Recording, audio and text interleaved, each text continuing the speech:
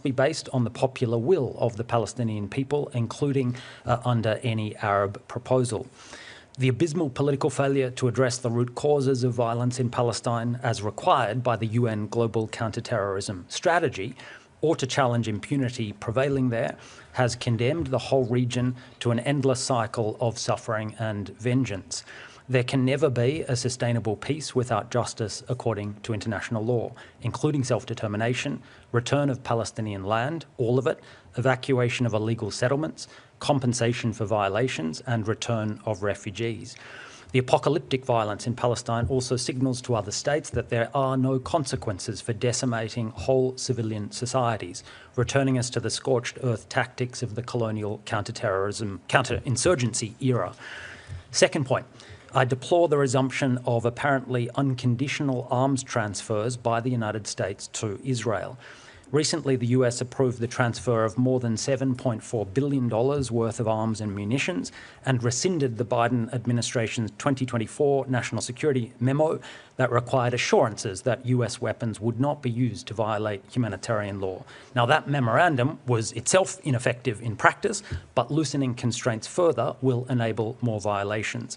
Throughout this conflict, I and other mandate holders have repeatedly called on the United States and Germany in particular, as the major arms exporters, to halt transfers to Israel due to the clear risk of violations of humanitarian law, in breach of obligations to ensure respect for the Geneva Conventions, prevent crimes under the Genocide Convention, and in the case of Germany and others, to comply with their obligations under the Arms Trade Treaty.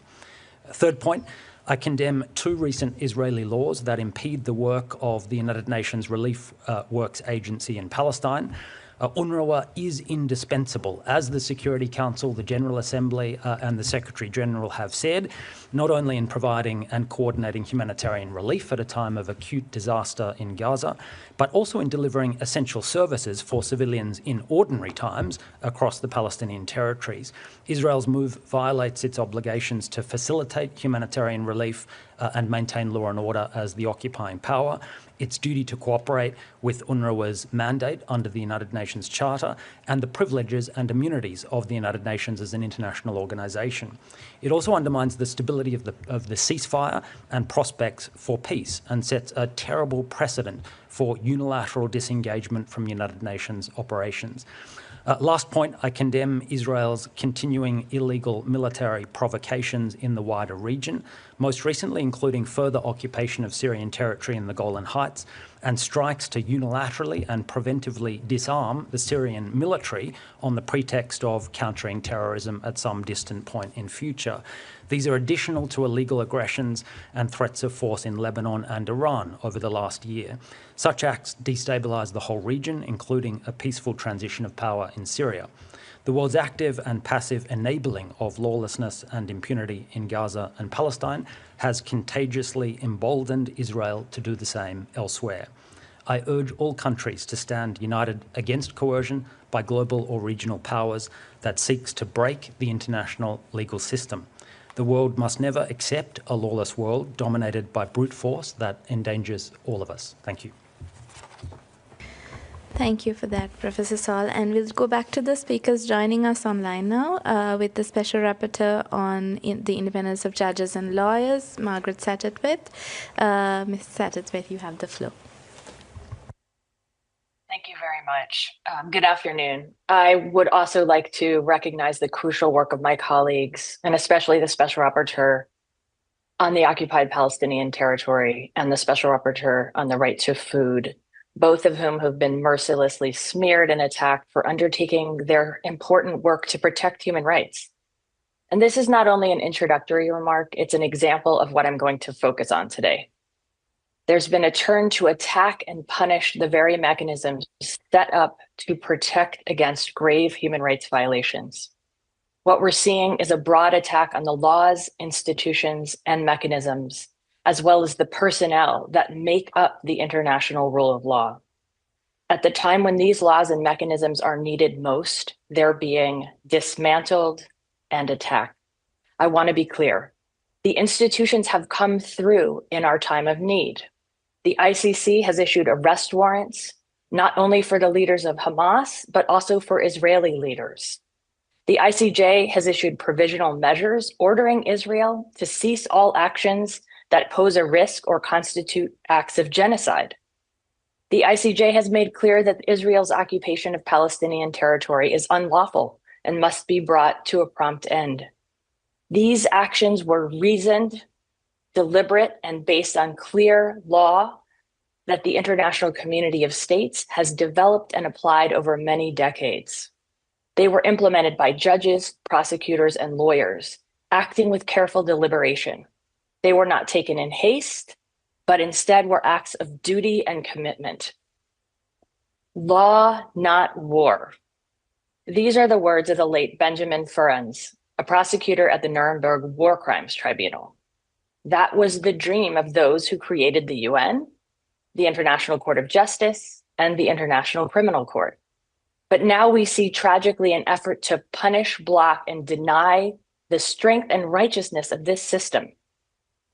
On February 6th, President Trump of the United States signed an executive order which states that, quote, any effort by the ICC to investigate, arrest, detain, or prosecute protected persons constitutes an unusual and extraordinary threat to the national security and foreign policy of the United States. He then declared a national emergency to address this so-called threat. The order opposes and expects our allies to oppose all actions by the ICC against the United States, Israel, or any other ally of the United States that, quote, has not consented to ICC jurisdiction.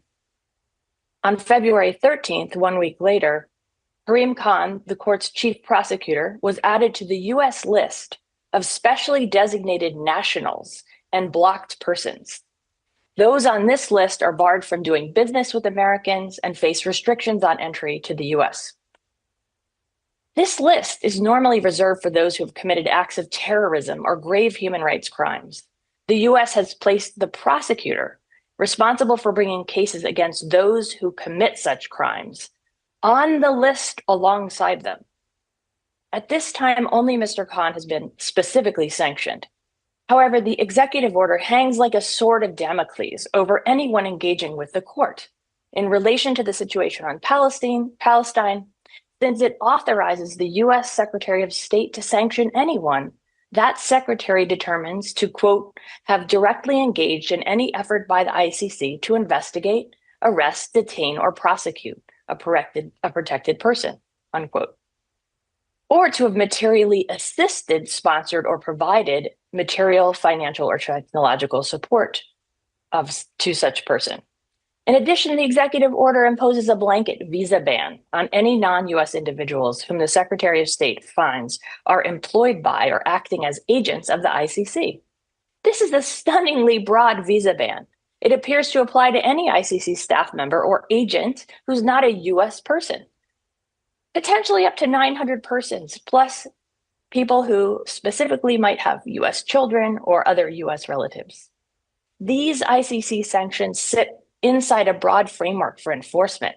US criminal and civil penalties can be placed on US persons and others who interact with sanctioned people in ways that have even a fleeting connection to the United States. This means that human rights defenders, investigators, and even legal advisors, potentially anyone who supports the prosecutor's important work, could be exposed to criminal or civil penalties. This would appear to include those working on cases not only involving the situation in Palestine, but also those focused on Ukraine or Darfur, where the US has supported those investigations. The consequences of these sanctions ripple far beyond the prosecutor and even the court itself.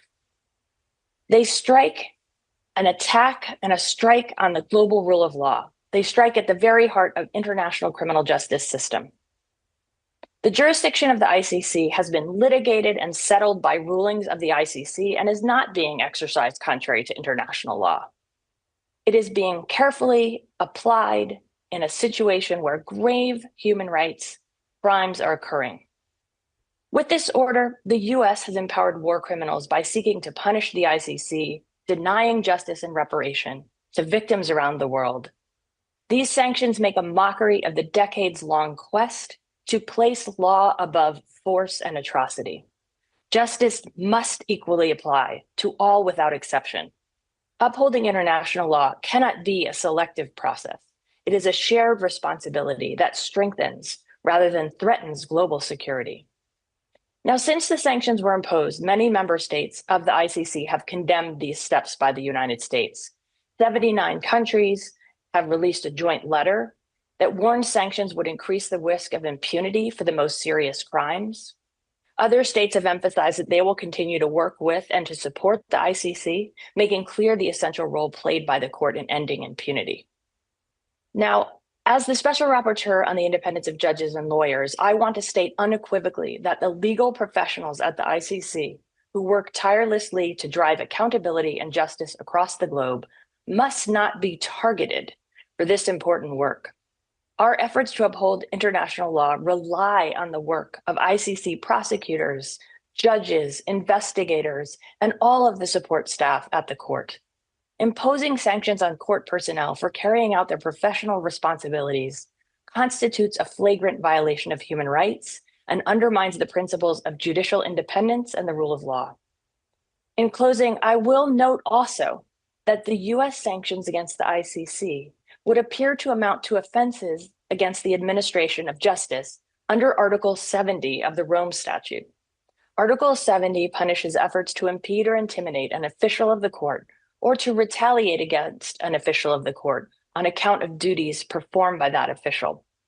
It is crucial that we call these actions out for what they are and that states stand together to oppose this attack on the international rule of law. Thank you very much. Thank you. And we will now hear from Mr. Michael Fakhri, Special Rapporteur on the right to food. You have the floor, Special Rapporteur. Thank you, everyone. In many ways, I'm going to echo much of what my colleagues have said, but I will focus on the humanitarian issue, drawing not just from my own work, but the work of my colleagues, the Special Rapporteurs on housing, the Special Rapporteur on health and water, amongst others. We're at the stage where we're not asking anymore what's happening. It's very clear. Israel announces what it's doing with impunity. It is using Palestinian civilian lives as leverage. We're in a moment now where Israel is yet again denying humanitarian aid in Gaza. We're at a moment where violence is escalating across the Palestinian territory. So that means Gaza, East Jerusalem, and especially the West Bank. We're at the stage where we're not arguing what is this. This is genocide. This is crime against humanity. These are war crimes. Because Israel tells us that's what they want to do. Israel has been using civilian lives as leverage throughout the last several months, over a year. The other thing I want to point out, and to echo what others have said, is the importance of UNRWA. UNRWA is indispensable, and UNRWA is still active. They are still doing their job despite the pressure that they're under, despite the Israeli legislation trying to block their work, despite the threats to their funding. UNRWA is providing essential social services, health, even education under impossible circumstances, but also UNRWA is ensuring and recording and tracking and protecting Palestinian human rights. UNRWA cannot be replaced. Every UN humanitarian agency has said as such, as has the Secretary General. So what I want to focus more on is what is to be done and what is at stake. How was Israel able to starve 2.3 million people so quickly and so completely? This is the fastest starvation campaign in modern history. Israel announced its intent to starve Palestinians on October 9th, 2023, and continues to do so. What we see is Israel just speeds up or slows down its violence. This is not a ceasefire by any definition. This is a slowing down of military violence, but a continued unfolding of death through starvation. we're also seeing a moment where after 58 years of illegal occupation, Israel is now announcing and trying to implement an annexation plan. Prime Minister Benjamin Netanyahu stood up before the UN General Assembly in September 2023, announcing and showing the annexation plan by Israel. He held a map before the General Assembly, and it was a map of so-called Israel, and I say so-called because it had erased all Palestinian territory. September 2023. And that's what we're seeing now, and that's what the International Court of Justice recognized in its advisory opinion on the legal consequences of the illegal occupation since 1967. This is where we're at. Israel announces its attempts to ethnic cleansing. Israel announces its genocidal intent. It announces its starvation campaign, and that it implements it. So what's also at stake, alongside the Palestinian people's right to self-determination and right of return, is the global order itself, to echo my colleagues. What is at stake is US geopolitical power and European unity. And what countries around the world have finally recognized is that when Israel attacks the UN, when Israel kills a record number of UN staff, when Israel shoots at UN peacekeepers in Lebanon, Israel is attacking everyone. I've heard, this is not my quote, this is what I've heard from ambassadors from around the world. What is to be done? The International Court of Justice, in its advisory opinion, as was followed up by a General Assembly resolution, has told us what should be done. Sanctions.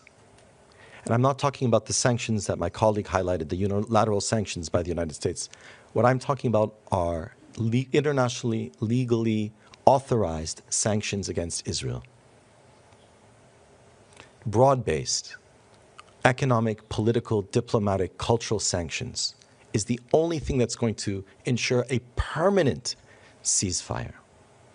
Second, reparations. I'm wary of people who talk about reconstruction and the day after and all of this. Because what was the condition of Gaza on October 6, 2023? 50% of people in Gaza were hungry, 80% were dependent on humanitarian aid. The reason Israel destroys the food system in Gaza is not just to make people hungry, it's to force them into the dependency on humanitarian aid. It's therefore easier for Israel to use humanitarian aid as a weapon. So that destruction of Gaza's food system should be paid attention to. This will have long-term impact. So when we talk about reparations, what does that mean? It means Israel is responsible to ensure that the Palestinian people live in dignity and no longer face any risk of starvation or any risk of genocide. That's what we should be focusing on. Thank you very much. Thank you, Mr. Fakhri. The experts will now take questions. Please state your name and organization before asking a question, and it would also be good if you indicate which expert you want to which your question is directed.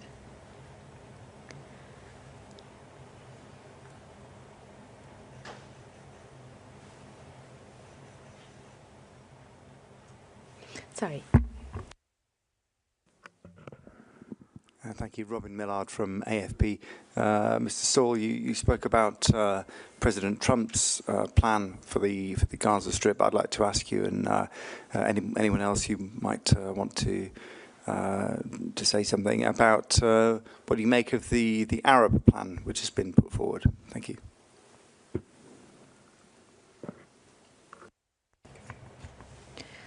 Okay, I think the experts would like to take a few questions and then have a round of answers. Are there any other questions? We normally do it one at a time here. Sorry. Yes, if that. Okay. Yes. No problem. And happy for my colleagues to answer on this one as well. I mean, certainly credit to the Arab states involved in that plan for rejecting the US proposal, first obvious point. Look, my key response is that it's a plan for reconstruction of basic services and housing and all of that is good. It's also supposed to be managed under the auspices of the Palestinian Authority, which is positive in the sense that that's a Palestinian entity. Of course, there are questions about the representativeness of the Palestinian Authority these days, its legitimacy in terms of acceptability to the Palestinian people as a whole. So I don't think we can take it for granted that the Palestinian Authority expresses the will of the whole Palestinian people. At the same time, I think the critical problem with the plan is that it's not a long-term settlement of the conflict. I mean, it's a band-aid. It's rebuilding what was destroyed and taking us back to where we were 18 months ago. I mean, really, that's what it looks like, with maybe Hamas a bit weakened politically in that process. You know, the UN Global Counterterrorism Strategy, Pillar 1, commits all countries, and Israel consented to this, to address the root causes of terrorism. And they include political exclusion, marginalization, economic inequality and poverty, poor governance or lack of governance, and most critically, state violations of international human rights law. So until you fix that fundamental violation of Palestinian right to self-determination, fix compliance with what we know the International Court of Justice says is required, that is an end to settlements, an end to occupation, resumption of Palestinian governance of Palestinian land, we're going to be back in this position in, I don't know, 5 years, 10 years, 15 years, as we have been in the endless cycle of violence since 1967. And I go back to the 1920s because we know this has been going on for much longer. But happy to hear from my colleagues on this one as well. Would any other expert like to weigh in on the same question? Ms. Albanese. Yes, I know that the current US president has attracted much attention and criticism. And there are two aspects to what he brings to the fore. One is content and one is form. And clearly, I have to say that sometimes it's very often grotesque, the way he refers to people outside the US. I don't think that this is something limited to Palestine. And yeah, again, I sometimes feel that there is probably it's intentional, psychological, overwhelming, so that we and policymakers most probably don't know how to react. However, the content, while the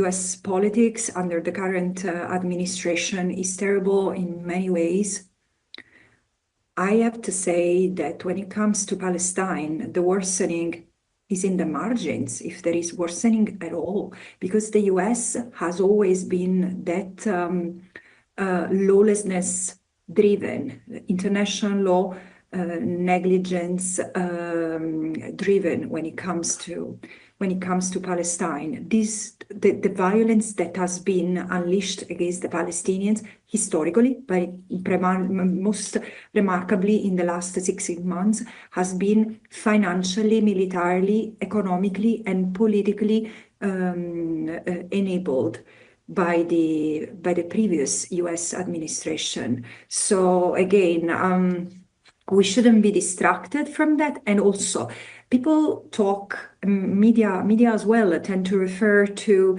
the Trump's plan to forcibly displace the Palestinians. No, this is the Israeli plan to displace the Palestinians. And President Trump's, as its persona, is just saying that out loud. And yes, it's scary that forced displacement and other crimes are becoming overtly part of the US foreign policy. I mean, the other side of the coin is that this is the way the US has run politics vis-a-vis Palestine for a long time. And again, we shall not forget what's happening to the West Bank. The West Bank is the litmus test of the ethnic cleansing that Israel aims to do to Palestine. 40,000 people have been made homeless in 1 month. I mean, this would be on the front page of any newspaper. This should be talking on TV. Imagine if this had been done to the Israelis. The fact that policymakers and media don't pick it up is a reflex of a racial bias.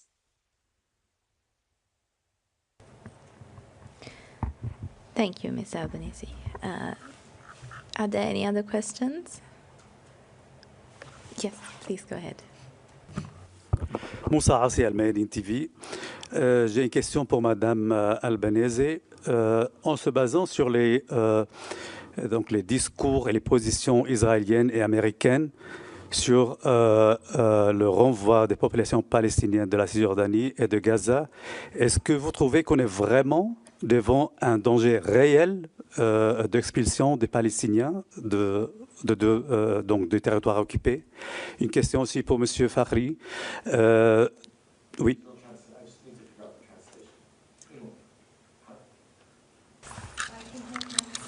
No translation. There's no translation. Madame Albanese, elle comprend le français. Et en français, ça ne va pas? Non. OK. Je vais aider M. Fakhri. OK, c'est bien, merci.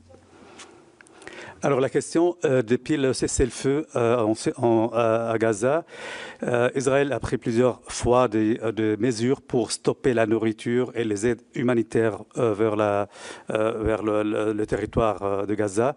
Est-ce que pour vous, c'est une continuité de crimes, de guerre, ou bien un élément toujours de génocide que Israël commet envers les Gazaouis? Ms. Albanese, please go ahead. I think that the danger of forced displacement of the Palestinians is real since the arrival of British boots in historical Palestine, and it has become more and more real with every passing day for the Palestinians. There has been, forced displacement has been a constant. And I know that because my contribution to scholarship is on 100 years of forced displacement of Palestinians. So I can tell you that there have been two trends: low forced displacement, low intensity forced displacement, which has been constant, and it has been implemented through decisions of taking Palestinian property piece of land by piece of land, home by home, school by school, then has escalated in three historical moments. But otherwise, it has always been constant. And we are talking of hundreds of thousands of people forcibly displaced, including from the occupied Palestinian territory, away from major instances of armed conflict.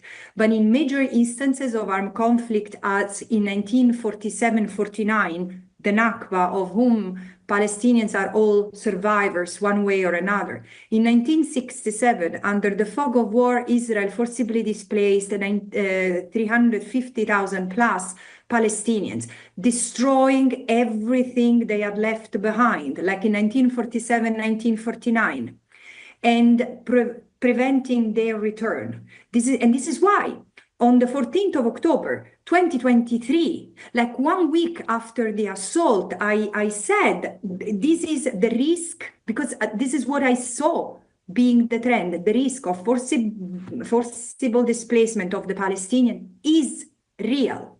So how to answer, and this has been the third peak. And of course, it's never a given. Israel has tried all it could to forcibly displace the Palestinians, and including, if you read Michael Fakhri's report on food sovereignty, in conjunction with another colleague's report, Pedro Arrojo, the Special Rapporteur of the Right to Water, and Cartography of a Genocide, the report produced by Forensic Architecture, you understand that Gaza has always been driven by this attempt to forcibly displace the Palestinians. And now it's happening. The resistance has come from the Palestinians. And I'm not talking of armed resistance. I'm talking to the fact that they stayed put because the reenactment of the Nakba through the violence that they experienced made them feel this is the last piece of Palestine that we have and we are not going anywhere. So this is why now many are talking of supporting migration so as to make them move voluntarily, because there is no other way than, and through bombing, it will not work. They're going to be killed all. So this is the reality. The danger is real, but so is the Palestinian attachment to the land and resistance to the land. In the land, sorry. Just to build on Francesca, and thank you for that question. So undoubtedly, Israel's continued denial of humanitarian aid is a continuation of war crimes, genocide, and crimes against humanity. So I want to add what is to be done. So I mentioned sanctions. So how has Israel been able to do this? It's, as Francesca has noted, this didn't start in 2023. This didn't even start in 1967. You can go back to 1948, and you can go back to the Balfour Declaration before that. Over the decades, Israel has created a legal and political regime designed to displace Palestinians from their territory by making them vulnerable to starvation and violence. So in the report that Francesca noted, to understand how is Israel able to do what it was doing, not only does it make Palestinians vulnerable by destroying their food system, making them reliant on humanitarian aid, and not only then does Israel use humanitarian aid as a weapon and as a bargaining chip, using Palestinian lives not as human lives but as bargaining chips, but Israel has economically and politically benefited from its occupation over the decades, but so have other countries.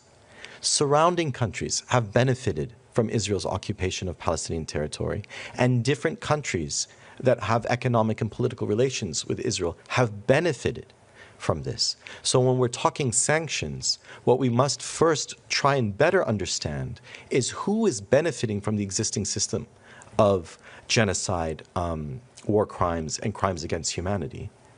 And then we can understand how we can push forward for sanctions.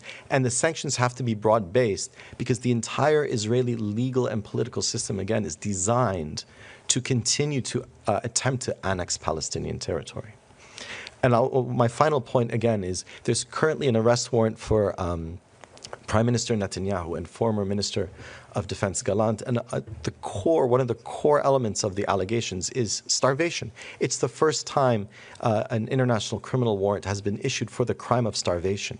But the fact that we're still seeing starvation unfold, and the fact that starvation is only possible through a system, it's not just bad people, it's a system. It means many more individuals are guilty. Many more individuals should be held accountable for starvation crimes and other war crimes.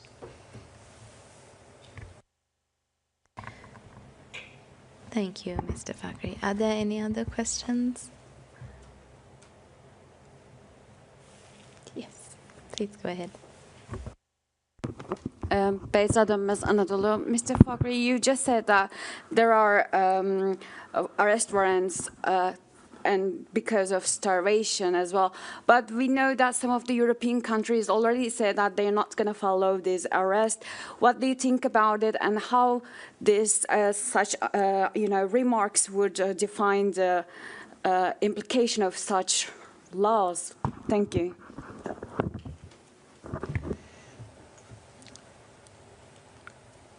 So I'll just answer sort of a preliminary way and then answer more directly. There was an interview with Prosecutor Khan from the ICC about what the pressure he received when he issued these arrest warrants. And what he said in this public interview is that many European political leaders were surprised because they said that the ICC was designed to go after African leaders. So then when European countries, being consistent in saying we're not going to honor and adhere to these arrest warrants, is a continuation of their racism. Not just hypocrisy, their racism.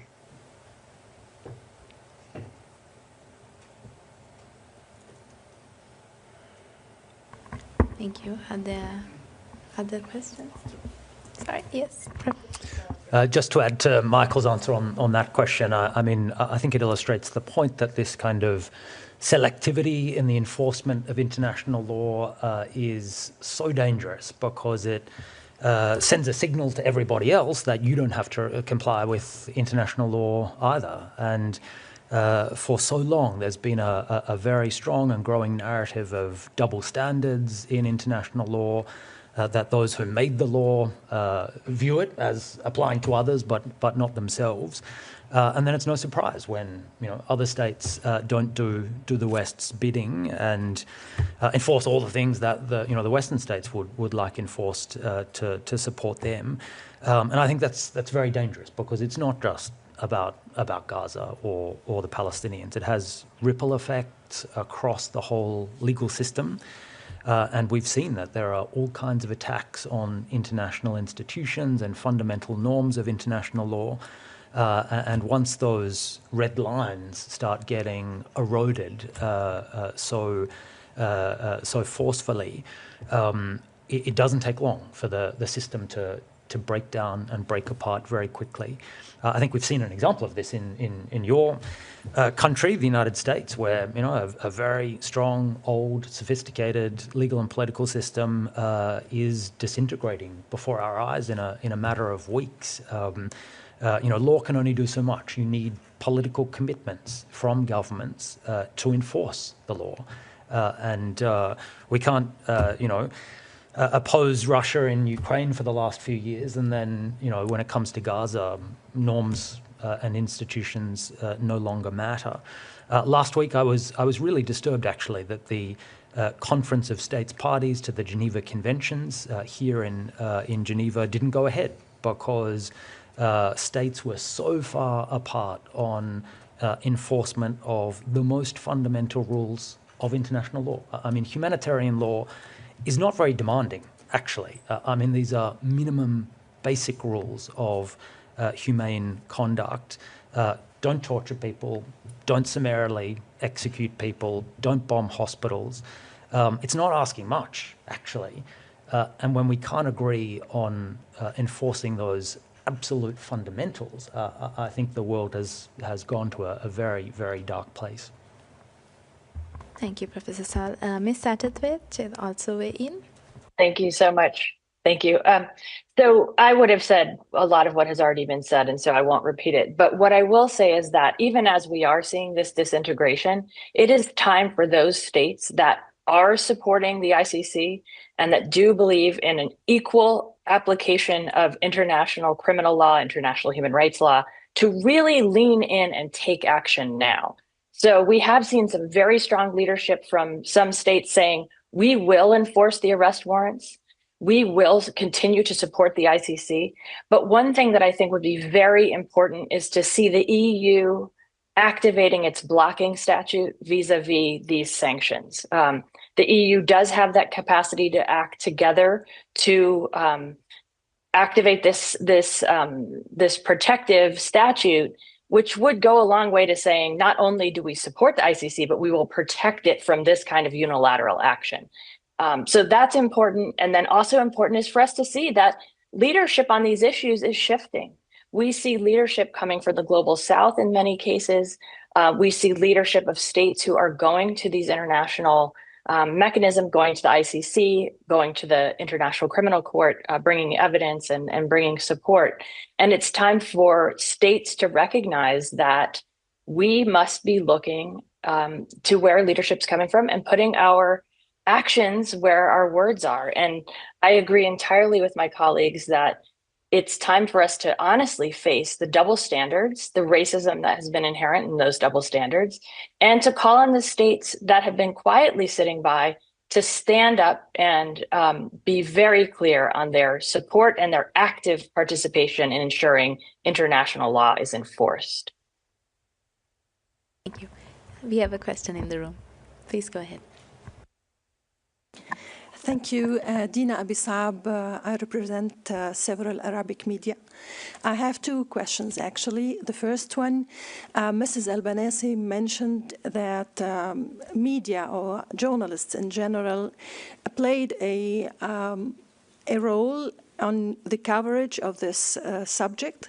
How do you think, my question goes to all of you, how do you think media was useful or not, especially when you talked about smearing and campaigns against you as in this job? My second question goes to Mr. Michael Fakhri. You always said that what's going on in Gaza is a genocide. But do you think that what happened in Gaza and in the West Bank can be also a kind of apartheid food on the Palestinian people? Thank you. Thank you. We'll go to Ms. Albanese first and then back to Mr. Fakhri. Thank you. Yes. Look, I'm not a media expert, but I've done quite a significant amount of reading about ethical journalism, because I had an issue with the media was covering the facts and developments in the occupied Palestinian territory since October 2023, and not because there were not enough reasons to do that, to have that critical approach before. But there are some key principles like truth and accuracy, according to which journalists should strive to give an accurate and fair account of events. And I don't think this has happened, because in many instances there has been a repetition of unverified facts, very often coming from disputed or not very credible sources. The other principle is independence. Journalists and certain media have been investigated by other journalists as not truly independent. They have masked themselves, they have hidden themselves against behind the word neutrality. But they have taken side. They have been biased in the ways they have selected facts to report on, and voices to host, and also the kind of different line of questionings and the assumptions, sometimes revealing a racial bias again in the line of questions. The other elements are really fairness and impartiality. We know now, because it's been increasingly exposed, and there are also cases where I have received complaints myself, and I've listened to and I've received, I've heard, I've spoken with journalists themselves who have been either fired, dismissed, or mistreated in their position, told not to talk about genocide, not to talk about war crimes against or crimes against humanity. So there has been like a thought police in between quote unquote in the media. So I think that, as in other genocides, the role of the media will have to be investigated, because in international tribunals have exposed the role of media, for example, in enabling, in creating a conducive environment for genocidal acts, in the case of Rwanda and in the case of former Yugoslavia. What is interesting here, as I've said before, it's a case where it's not the Israeli media, or it's not the Israeli media only. It's international media, corporate media, Western media, which has taken this conduct, and it's very regrettable. Thank you. Mr. Fakhri, please go ahead. I'll start just with what the International Court of Justice has said and then build on that analysis. So in the recent International Court of Justice advisory opinion on the legal consequences of Israel's occupation of Palestinian territories since 1967, the court held that Israel's occupation is some case of racial segregation or apartheid, without clarifying which one. But it was very clear that Israel is engaged in the most severe form of racist policy. to turn to the specific concept of apartheid, building on decades of work, both from within the United Nations and amongst international legal experts, I align myself with those that recognize that it is the most extreme form of racial segregation in that it is apartheid. What that means is this. Why does it matter? Naming things matters. It means that it's not just that Israel systemically and regularly implements its laws and policies in a way that is racist and dehumanizes the Palestinian people. When we say it is apartheid, what that means is the Israeli legal and political regime, as constructed institutionally, is designed to dehumanize the Palestinian people, and in this case, for the purpose of displacing them from their territory. That's why, again, to turn back to what is to be done, the issue of sanctions is important. The court requires all member states of the United Nations to impose sanctions against Israel, jointly and individually, to end the illegal occupation.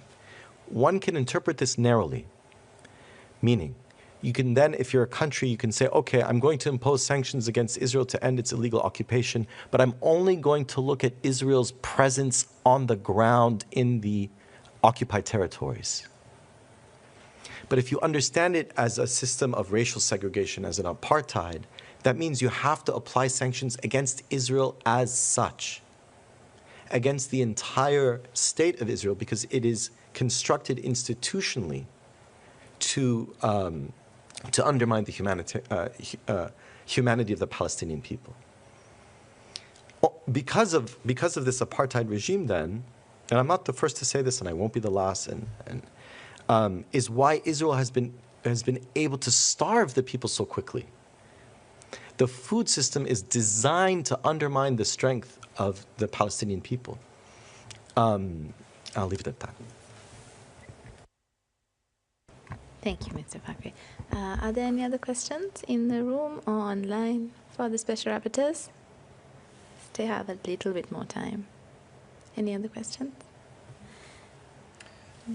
Did you want to? I'll just add on the media question. We've also been concerned about the Palestinian authorities' banning of Al Jazeera, which I don't think is obviously very helpful or consistent with freedom of expression and freedom of the media.